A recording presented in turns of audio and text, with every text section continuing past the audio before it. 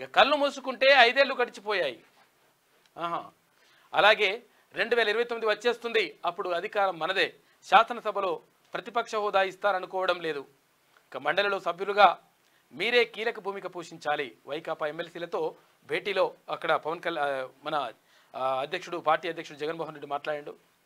అలా కళ్ళు మూసుకుంటే 2019 నుంచి 2024 వరకు 5 ఏళ్లు ఇట్టే గడిచిపోయాయి. అలాగే ఇప్పుడు కళ్ళు మూసుకుంటే 2029 వచ్చేస్తుంది, అప్పుడు మనదే అధికారం.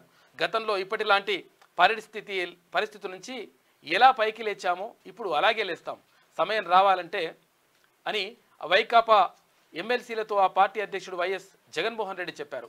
ఇక గురువారం ఆయన తన క్యాంపు కార్యాలయంలో ఎమ్మెల్సీలతో సమావేశమయ్యారు. శాసనసభలో మనం ఏకైక ప్రతిపక్ష పార్టీ అయినా మనకున్న సంఖ్యాబలాన్ని బట్టి ప్రధాన ప్రతిపక్ష హోదా ఇస్తారనే నమ్మకం లేదు. కాబట్టి మనకున్న అవకాశం శాసన మండలి మాత్రమే.